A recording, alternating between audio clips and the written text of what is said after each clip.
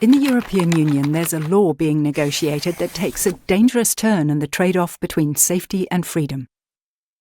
The defined goal is positive. Children should be better protected against abuse. But the law would have the side effect of creating an extremely far-reaching surveillance infrastructure that has the potential to monitor us all everywhere all the time, because it would be based on our own devices. It's supposed to work like this. Providers of apps and platforms for communication would be required to include an official monitoring function. Images would be checked against a secret database, chat messages or comments on social media would be scanned for suspicious patterns, and for this to work, of course, the encryption of these messages would then have to be bypassed. This would be monitored by a central office which would also decide how and which content and according to what criteria searches should be carried out. If something suspicious was found, the provider would have to report the discovery to the authorities.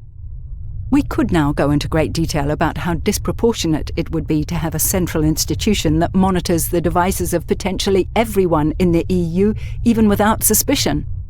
About what consequences there would be if this system were tampered with or hacked, or what this proposal would mean for where a business can be established and located if all trade secrets could be scanned or leaked.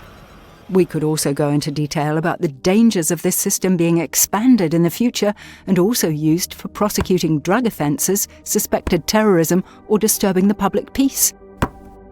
And what it means for our democracy if the chilling effect were casting a large shadow over our society through undermined encryption, the loss of trusted communication, and the absence of privacy. But all of this is about protecting our children, and the question is whether there aren't other ways to better protect children from abuse.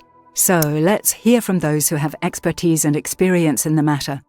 Some child protection associations point out that encrypted communication in the most widespread apps hardly plays a role in this field because the perpetrators usually use other channels to exchange material.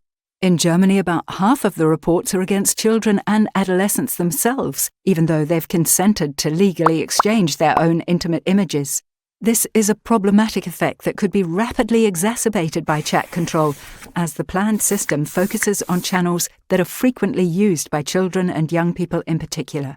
Child protection associations have long been calling for more resources and staff for the officers responsible for protecting children. There's also a lack of mandatory training in child protection.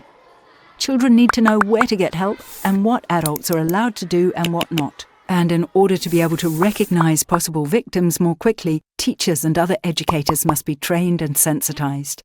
With this in mind, we're calling for the money that's planned to be funneled into a dystopian surveillance machine to be invested in real and effective child protection measures instead.